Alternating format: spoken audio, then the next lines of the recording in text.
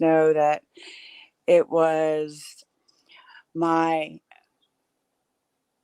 that's what I remember, being in therapy and having all this stuff come out. It was like, whoa, you know. Um, and as I got older, I knew it was wrong, but at least it felt wrong. Mm-hmm. But because it was being done by somebody that I was supposed to trust, you're supposed to trust your family. You're Right. supposed to trust your uncles. You're not supposed to be in fear of them. But as I got older and like started kind of like asking questions, I got threatened. And when a child gets threatened, fear happens. And I tried telling my mom, when I was 5, I had said that one of my uncles was touching me inappropriately. And come to find out, the same uncle had gone to generations of the women in my life. Um, my mom, my nan, my Auntie Lane, like a whole, my nan, not, excuse me, I stand corrected. My nan, not, because my nan never had been through abuse. So Mm-hmm. this hard woman who is a very strict Roman Catholic, that doesn't happen in your family, you Right. know. Yeah. So I learned at a very young age to brush things under the rug. Like, just keep brushing. It didn't happen. Keep moving. Didn't happen. Keep moving. Well, then the stuff that doesn't happen gets stacked. Mm-hmm. And the next thing you know, you got these towers, all over you. And you start to guard yourself, not letting people in. And when I got to be 12, I was raped by two brothers. And it really kind of put my mental health in like an uproar. I didn't know who I was. I didn't know if I was, my mom would say that I was pretty, but I didn't believe her. I thought she was just saying it because her actions spoke opposite of saying I was pretty. Like, um, I dressed really with baggy clothes and like baggy jeans. I cut my hair off like because I grew up too early. At 9 years old I had my period. Like, I know that's a little bit TMI, but No. I want people to understand that when we get abused at such a young age, I know your body's mature because they're being messed with. So I hit puberty and my period at the age of 9. I looked like I could have been a full grown woman by the age of 10, 11. Mm-hmm. And so I hid because I'm like, oh my God, like, why am I bigger than the kids? Why do I look like this? I was also still being abused. And um, then I got raped. And then I got raped a second time when I was a little bit older. And when I came out with my mom, it was right after we moved to North Carolina, um, which was about 94, 95, when my Mm-hmm. parents decided to retire and come here. Um, and I claim North Carolina as home because this is where I actually grew up and, had my children and college and all that stuff. But yeah, I came out. We had this family therapy session and I came out. He was like, "You don't really talk much." He's like, "For somebody so outgoing as you," he's like, "you really don't say much." And I was like, "Well, there's really not much to say. What do you want me to tell you?" Like, Right. I think my mom pretty much told you that, like, she doesn't have to worry about me. And he was like, "Yeah, but I think she does need to worry about you." Was that was that the first time you felt seen or heard, or you felt like someone cared enough about you, Danny, to be like, hey, your mother needs to know that you're hurting, or she needs to understand. And it's okay. It's okay to cry. Crying is good for the soul. Was that, now that you look back on that, was that one of the first times you ever felt like you were being heard or being seen? I did. I did. Um, and the hard part was the fact that the uncle that continued to abuse me was also the husband of my great aunt, who was also my mom's best friend. Oh wow.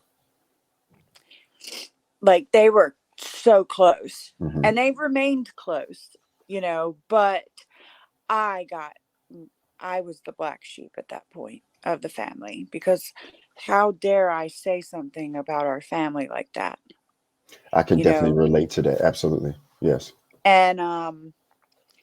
And they had pulled my two cousins out of school. They're both male, that I grew up around, to ask them, and there was not concrete evidence that they weren't messed with, but my parents, my adoptive dad at this point, okay, um, because when I was telling you about the five, when the situation at five happened, my Hmm. mom met my adoptive dad Gary, and we moved to Scotland. Um, so it was a kind of like a big uproar that happened when I was five. Um, and so going back to where I was 15, 16, telling my mom Hmm. that I had been molested by this uncle, um, she was like, I don't believe you. Do you think that's because she, it's been happening so much in the generations that she came to, I guess, push it aside herself or deny it herself? Was she ever in that lineage? She has a hard time, I think, because of the way that she was raised, Hmm. and the fact that stuff like that wasn't seen or heard of in families, in catechism, there's Hmm. all this kind of stuff, but like, it just wasn't talked about. Right. So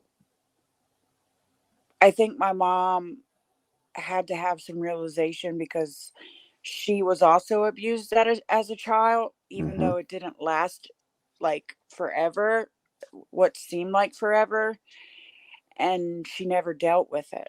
So then to have a daughter, and I don't know if it was because she didn't know how to protect me from it, or I don't know. I really don't know. Me and my mom's relationship has always been very stressed, very Okay. pulled. Right. Like, um I was the oldest out of three. My mom had me, my dad had Harry, and they had Patrick.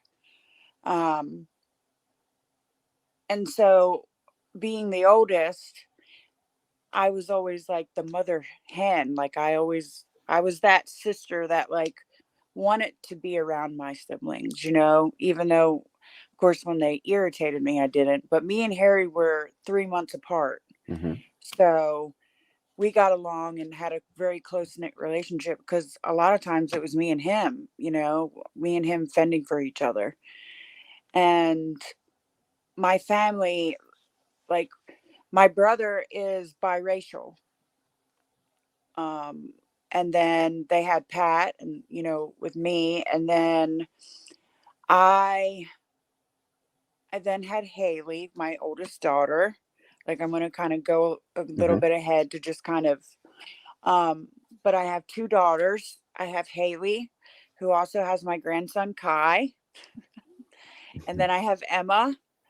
Um, I was I was engaged to Haley's dad, and ended up being a single parent with her, and met my ex-husband now, um, who I was married to for 20 years. But my story really, really starts when my daughter Haley was 3, Okay. because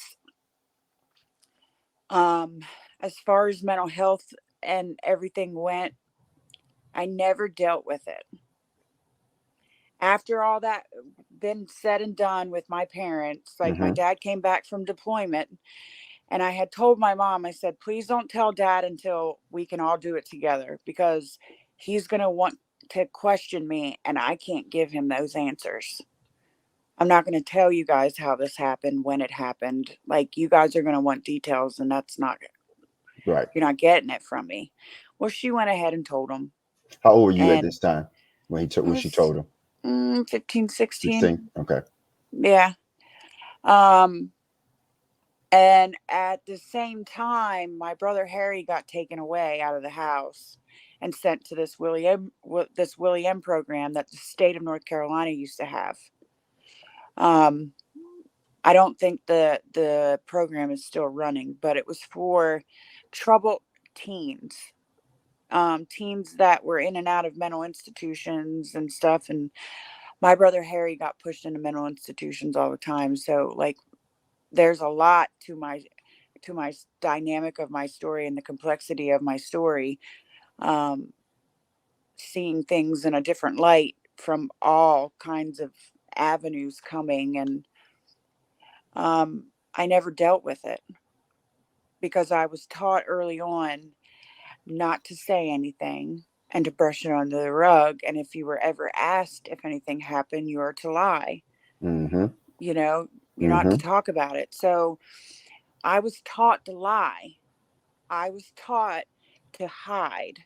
And hiding, when you hide things, leads to you lying, because how else can you hide it unless you start a scavenger hunt? Right. Absolutely. So my scavenger hunt started very early on in my life. So I was able to make mazes through my life, and keep hiding and brushing and burying and thinking that it was never going to show up. Well, truth be told, it does. Um, my disease went into full throttle effect when my daughter was 3.5 years old. Um, right after Haley was born in 2000, I had issues with my gallbladder, um, and had to have surgery. Well, in the midst of that, I also got into a car accident. I was hit from behind, and so I had injuries. And then I fell. I was a food and beverage server, so I fell a lot because I'm clumsy, but also just because it's the flooring in the restaurant that I worked at was not good, and it didn't matter what kind of work shoes you had. You, if something was spilled and they didn't clean it up, you were going on your butt. Um, so I was prescribed painkillers, Mm-hmm. narcotics. I had everything under the sun. I was a walking pharmaceutical. The problem was, like, when I took one didn't work. I went back to the doctor. He said, take two. I was like, okay. So I took two. I was like, I went back to the doctor. Two don't work. So he upped the dosage and then told me to take two. But then he prescribed another one, another narcotic. I had 3 different pain pills, 3 different muscle relaxers. I was prescribed Xanax and Klonopin, and then you name it under the sun. And for the longest time, I didn't touch it. It didn't matter how much pain I was in, I didn't touch it. What? But the moment, Why go didn't you ahead, touch it? Why didn't you touch it? because at the time I was tired of taking multiples of pills to get relief. At the Mm, time, it was just about me getting relief of pain. My disease had not kicked in. Like, I had dabbled in drugs and alcohol when I was a teenager. Of course, I would take a pill here. I would get high with my friends. I was drinking constantly. Um, and then when I had got pregnant with my daughter, it stopped. right. Like, I don't know how I did it, because like if I look back now, like at all the other times in my active addiction, there was no way I could stop on my own, you know? Right. Yes. Um, so one day I didn't have my daughter, she was with her dad, and I happened to take 4 pain pills. Were you in pain? And Were you in pain that time that you decided to take those 4 pain pills? Were you I physically? was in pain, but I also, I can remember that day of like, I just want to escape whatever I'm feeling right now. So I tried 4, and that was all she wrote. I was in euphoria. I didn't have to feel. Mm, that part. It took the pain away. And of course, that progressed, because not only did it take my physical ailments away, but then it was freeing my mind of all this negative, heavy loaded bullshit, excuse my French, that I had in my life that I have been not dealing with. Um, and I had been through, an abusive relationship mentally and verbally and emotionally with Haley's dad. He was very good at gaslighting me and just manipulating. I was very naive, Hmm. Yeah. and very codependent, you know. Um and that's what happened with my ex-husband. We were friends when we met, but I had been told by numerous people that he was not good. And I was like, I don't see it. He's not treating me that way, and we're just friends. Like, we were both just not looking for a relationship. He just got out of a marriage, has 2 kids. I just got out of a relationship, have 1 kid. you know we were just trying to find our ways. um and we became close friends, and we decided we were going to be roommates, um because I needed to get out of my parents' house. I was under their roof, and I'm 19, 20 years old, you know, 21 years old, and I'm still staying with my folks. And my mom and everybody just wanted control. They wanted control of me so they could have control of Haley. Like my mom, I almost felt like with Haley that this was her second chance at redemption, because Right. that's what it seemed like. Hmm. It seemed like she wanted to be the mother of my child rather than me be the mother of my child. But what happened was, because they did not like the fact that they knew I was getting ready to move out, and they didn't like Joshua. Um, and I came home from work after being arrested, because my daughter's father arrested me for forging and uttering of checks that he gave me for child support, that I told him about, that he gave me. He signed. It was not like, how do I get these checks? How do I sign your name? I didn't do any of that. And that the magistrate at the time knew it, but I lost my job over it. They Wow. threw the charges out, Hmm. but I lost my job because I was arrested on the job site.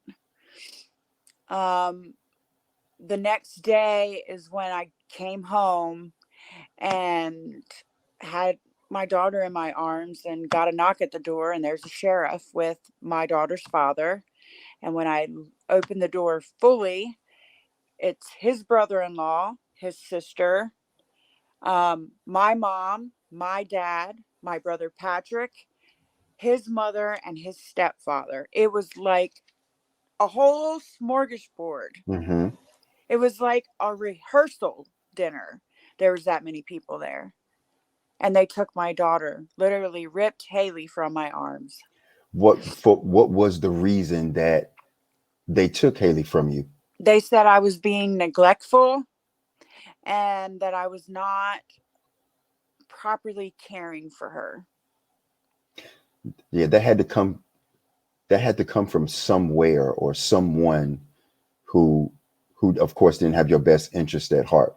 Uh, did you did you ever find out or understood where he was coming from or where the family was coming from at that time?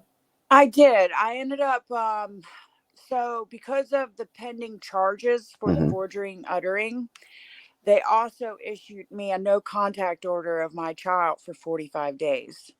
So before I could find out anything, I not only could I not speak to my daughter, or she could not speak to me, but I also was dealing with pending felony charges. Um so at that time I tried to commit suicide. So I'll get to your answer in a minute, but Yes, like, to get to the answer, I kind of need to tell you the fill in. absolutely. Um so I tried to commit suicide that night after they took her.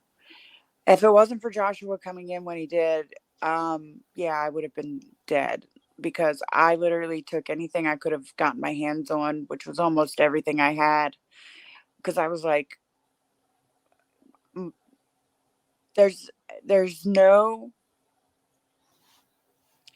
there's no picture like a screaming baby and a crying mother, and they're ripping her from my arms. When I tell you, like, no child should be ever ripped from their mother's arms." Absolutely not. Absolutely not.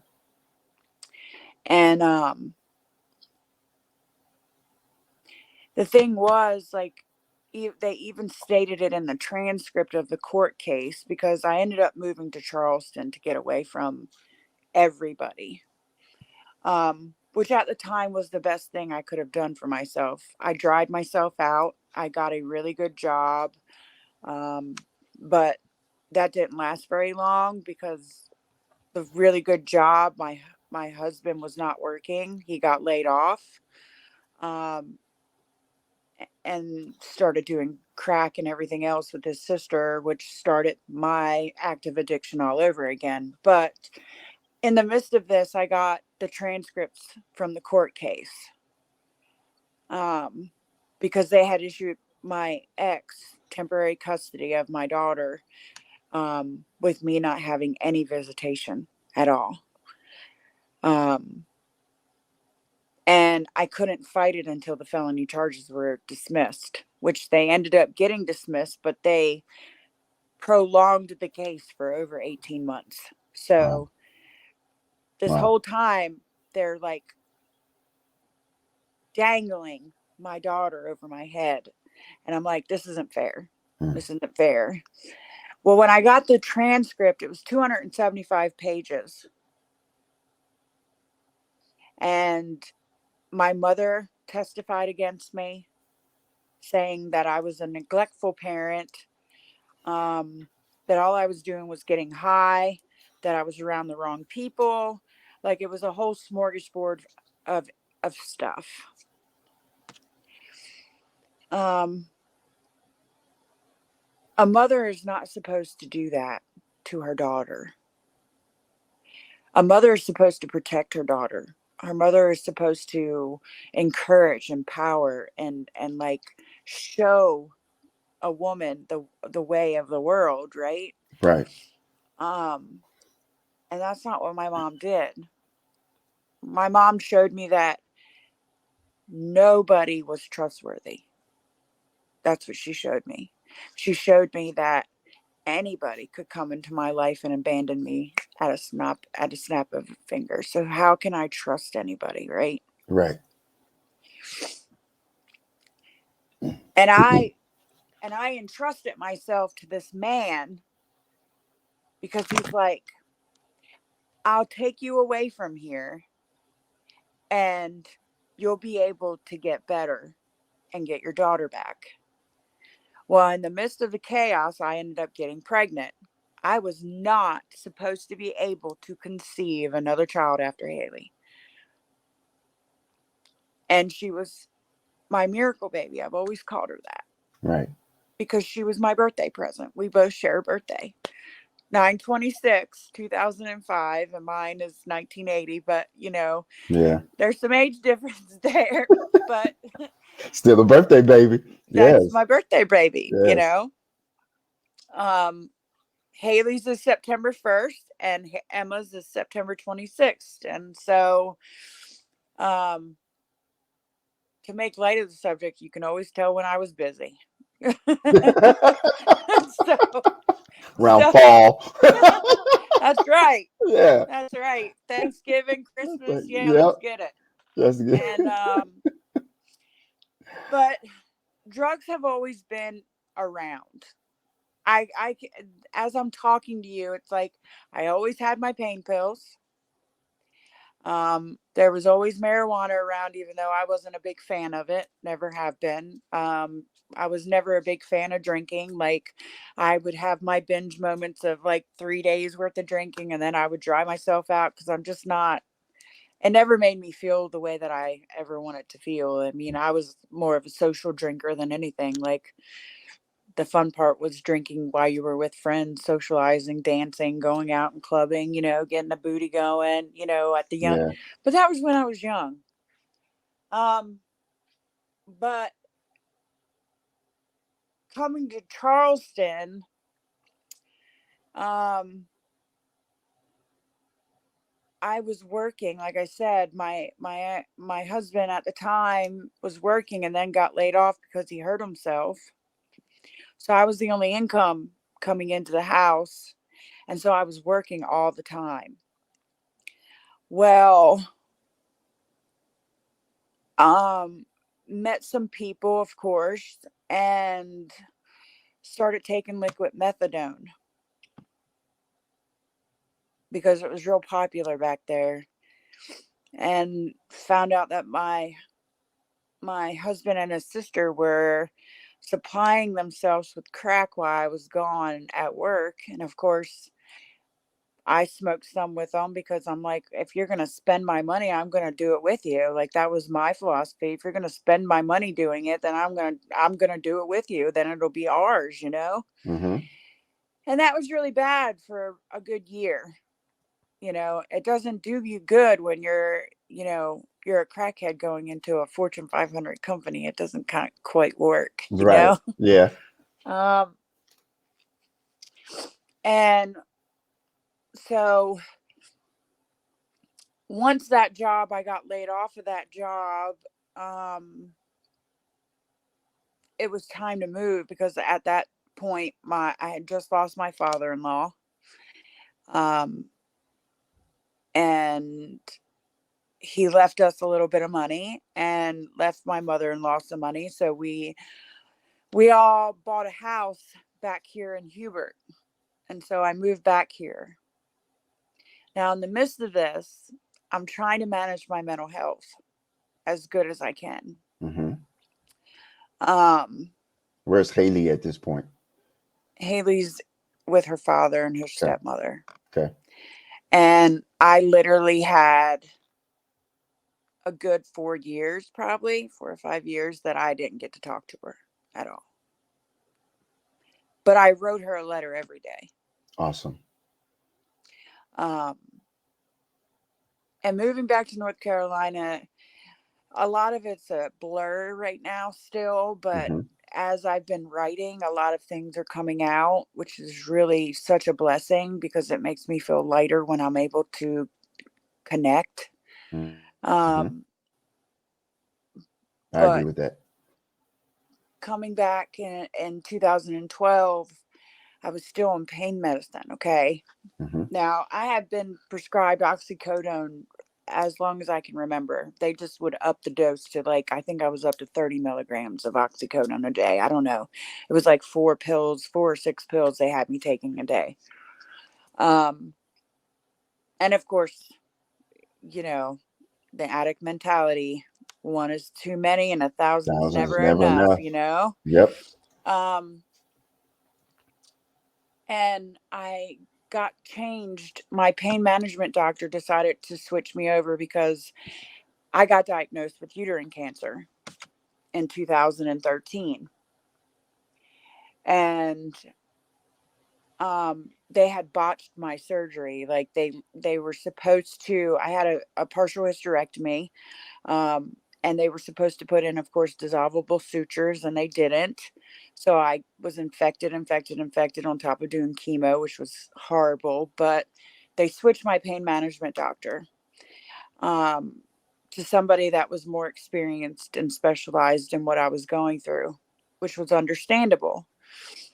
Well, he switched my meds, um, and put me on this medication, which I don't really like talking about substances too much, but it's the best way I know how to get for everybody to understand. Is I went from oxycodone to Opana, Mm-hmm. a high dose of Opana. I had never taken this drug. I never knew nothing about it, and had me on Norcos as the breakthrough medicine. Well, you want to talk about the first time I had ever been dope sick in my entire life was running out of Opanas. Mm. Well, when that happened, I was introduced by my husband and his cousin to heroin. I was going to ask you, was Opani a type of opioid? Um, okay. Yeah, it's like that. You know, everybody, I haven't watched it yet, but the show Dope Sick apparently is very good about the, understanding where the pharma people came in and how much it affected the doctors and all that stuff. But anyways, the Yeah, oxycodone yeah, and it's a good uh, show. Yes, yeah, absolutely. Yeah. It gives um, you a great understanding of how and why they pushed it so hard back in that time. Yeah. yeah, um, and there was a downward spiral from the time that I took my first heroin dose to today. Um, I was in and out of the prison system and jail system. Had caught a bunch of drug charges, drug dealing charges, manufacturing charges, conspiracy, like sell and deliver. Like pretty much my whole life crumbled within a matter of what feels like seconds. But it was over a course of 4 years, four or Hmm. 5 years, that my whole life, I lost my house, I lost my car, I lost my business, I lost my jobs, I lost my children, I lost a marriage. Um, at the same time all this was going on, I was being domestic. My husband was beating me almost every day. Um, and this was over a course of 20 years. So I was alone. This man that had built me up had also tore me down, and all I had when everything crumbled was this man. Hmm. Well, in the midst of all of this, I got picked up. They picked me up first on drug charges. Um, and I didn't understand why I got hit with all these charges and why I was named. And I was like, this isn't right. Like I fought my charges. Yes. Um, but I owned my part in my charges. I take accountability and responsibility, and I definitely been punished and owned all of my stuff. Um, but what I found out later after I had um, served my sentence, did my probation. Um, of course, my probation got violated at first because I wasn't living right. So they picked me back up and I served 18 months. I served my full sentence. Um, and I got out December 9th of 2018 and decided I didn't want to be married anymore. Hmm. I didn't want to do drugs anymore, and that I wanted a new life, and that I wanted my kids back. And so I was abstinent for 2.5 years. I didn't work a program. I wasn't seeing a counselor. Um, But you had a moment of clarity though. I had Even a though you moment of clarity. even though you didn't know it yet, you had a moment of clarity. I did. Okay.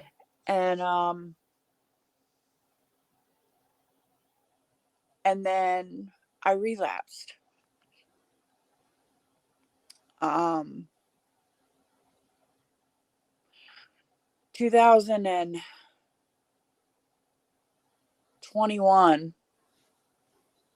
I put my past back in my car. I put my ex-husband back in my car. I was supplying him and his girlfriend with money to supply them with drugs. And this was 6 months into at the end of 2020. So from July of 2020 until December of 2020, I had been literally being blackmailed and being threatened every day by my ex-husband, who I was in fear of. When I say like fear of this man who told me that no other man was going to have me, um, that if he couldn't have me, nobody could. And he told me it didn't matter where I go, how far I went, he would find me and he would make my life a living hell. And that he had all this pictures of me, nudie pictures, videos, all this stuff that he was going to send out if I didn't continue to give him this and this and this and this. And then he finally I put him in my car, and I relapsed. I couldn't get him out of the car until I used. So a needle went in my arm. And it was the most horrific 8 months of my life in 2021. Um, I OD'd in June, I OD'd in July, and I OD'd, the almost fatal one was August. Now, my ex husband had gotten picked up on the ex parte charges that I had pulled on him. A sheriff had seen that there was, he had, I can't think of the word, violated the paperwork Mm-hmm. when he seen that we were somewhat near each other, which I had told my ex about that. I'm like, you're not supposed to be, like, we're not supposed to be seen. Like, if a sheriff sees you and they know about the case, they're going to pursue charges on you. He's like, no, you can just tell him that, which I did tell the cop that he's not harming me, but the cop could read body language very well. Right. And come to find out, he pulled charges on him and said he was in violation, which was the best thing that could have happened to me because he saved my life that day. Mm-hmm. Um, but so August 5th is my clean date. August 5th. Yeah. And I know I told a lot of horrific things and didn't really go into much detail and did detail in this, but my story really begins August 5th of 2021 when I decided to take control of my life, not allow another person, place, or thing Mm-hmm. own me anymore. What in August 5th, what was that mindset? What happened? What hit? What did you hear? What did you see? What did you feel on that day to sit down to tell Danny this has to be it? A change has to be made. So it wasn't the fact that I OD'd at my work and that the bathroom door at my job had to be kicked in and they had to give me 3 Narcans. It wasn't the fact that police were searching my bag and that I had just lost my job. Um, it wasn't the fact that the first thing out of my mouth to me and the girl that was with me that also got fired, when we left, I asked her, I said, they didn't find my dope. That wasn't it, because I turned around after they Narcaned me and was in complete DTs. I turned around and used. What was the turnaround was when I went home because my family got notified, my Mm-hmm. daughter, my mom.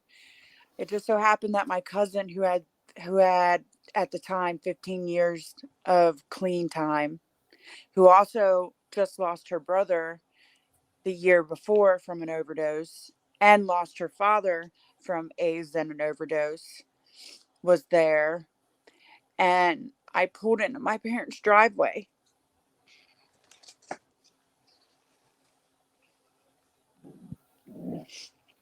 And She came out to the car and she just hugged me. She opened the door and she just hugged me. Who hugged you? Brittany, which was my cousin. Okay. And my daughter Haley was there, and Haley came out and hugged me. How old was Haley then? Haley was 20. Mm. 20. Yeah, she was 20. She was going to be 21. And I looked at both of them and I said, my mom's going to hate me. They hate me. They hate me. They hate me. And both of them said, your mom doesn't hate you. Nobody hates you. They just want to help you. They just want to get you help. Yes. Yes. I said, well, I want help. I don't want to die, nor do I want to be a disappointment anymore. And so we were on the phone. She called mobile crisis. She called and we talked to all kinds of people. And then I ended up talking to a lady, I believe her name was Elise, in Rocky Mount through mobile crisis, who got me into Dick's, which is in Jacksonville. It's mental health, it's a detox Mm-hmm. facility. And of course I went in there scared shitless. Um, but I came out. When I came out, I was in there for 5 days. When my dad picked me up and I got back to my house, the first thing everybody said was, she's wearing short sleeves. Because the entire time that I was in my relapse, in 100-degree weather, Danny was in long sleeves. Mm-hmm. Mm-hmm. I no longer had to hide anymore. Yeah. I Yes. had I had bruises on my arms. I had track marks on my arm, but you know what? It didn't matter because they were healing. And I felt like one step in front of the other. And I went to my first NA meeting, but I also became part of a intensive outpatient program called through Port Health Services. They have a SAOP program, which is Substance Abuse Intensive Outpatient Program. It's to teach you coping skills, life skills, recovery, on top of me going to NA, which is Narcotics Anonymous, and finding a program that works. And I live one day at a time. Mm-hmm. But in doing this one day at a time and working this program the way that I'm supposed to work it, one step, one step, one step, one step, one step. And if I have to hold at that step, then I hold at that step until I'm I know I can feel when I'm ready to move forward, when I've done the writing, when I've done the work, when I've spoken about it, and when I feel the release of it. Um, I have been diagnosed with mental illness as far as I have anxiety, I have ADHD, I have PTSD from all the abuse, um, depression, insomnia. Um, but I am I'm open-minded. Mm-hmm. I'm willing and I'm hopeful. And approaching my recovery, I had to approach it in a way that was completely different. And it was about me. I had to put myself and my recovery at the top of the list. And after that, everything else would fall into place. And in the last 18 months, a lot of things have fallen into place. because I'm working a program. I'm Hmm. learning coping skills. I'm learning when I have these urges or desires how to do a little mindfulness, a little meditation, a little writing, communicating. Communicating isn't just me and you just having conversation. It's really me really talking about what's up in here, because the only way that anybody can help me or that I could get better suggestion on what to do and how to do it is to tell people what's going on up there. It's nice to be around people too. The beauty of recovery is that in addiction, we're all isolated, right? Right. I'm alone. I'm isolated. We feel abandoned. We feel like we don't matter and that we're not beautiful people and that we're just POSs and that we're never going to accomplish anything. Um, but recovery is not. Recovery, you never have to be alone. Recovery is I found beauty in recovery because when you walk into a recovery meeting, we are all the same. Hmm. It doesn't matter where you come from. It doesn't matter the color of your skin. It doesn't matter your gender. It doesn't matter what sexual preference you are. It doesn't matter your religious preference, because recovery is about spirituality. It doesn't matter if you're going to NA, AA, or the smart recovery programs, or going to something completely different, you know? I attend weekly um, peer support groups. It's peer to peer recovery groups. Right. We talk about a check in question, any challenges or successes in the week. And then we have a checkout question, but there's always a question about what motivates you when you don't feel motivated. It's a good question, right? That's a good question. Mm. And it's like, what is something that you're proud of?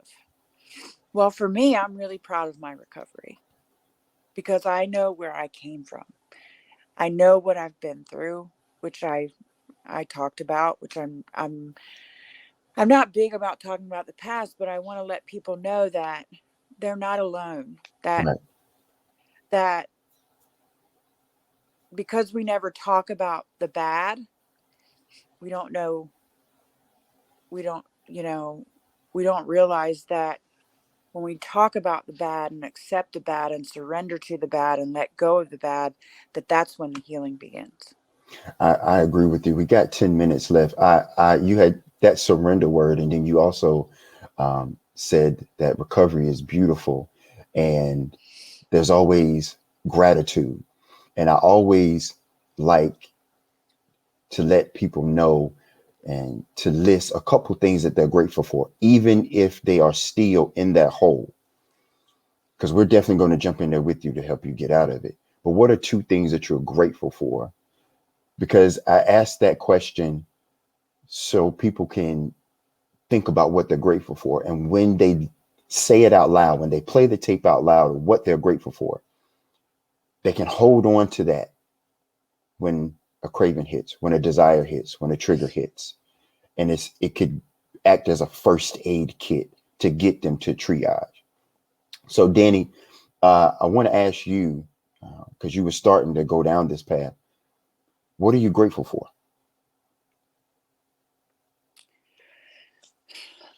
I'm grateful for my recovery, number one, because I know how much work that I've put into it. And without it, I wouldn't be where I am today. So it's a motivating factor to remind myself of where I came from at the start of my recovery to where I am now. Hmm. And knowing that it's a marathon, not a sprint, and that it's okay to pause and play that tape through, as you said. The other thing that I'm very grateful for is my children, especially Haley, because Haley reminds me every day of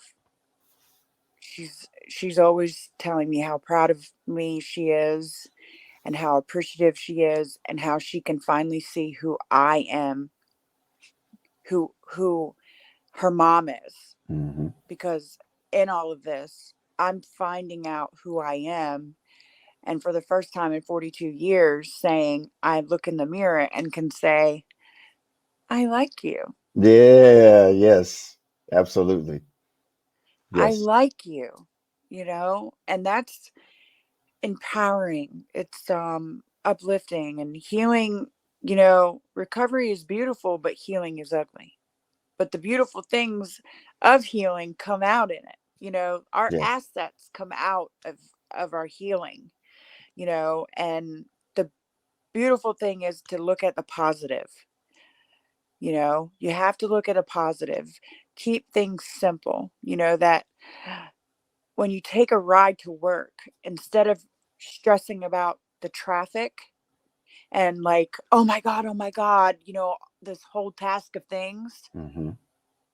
look up, enjoy the scenery to work, or think of a happy tune and smile, or remember something that your kid said to you that makes you smile, or just smile and be like, it's not that bad. It could be a lot worse.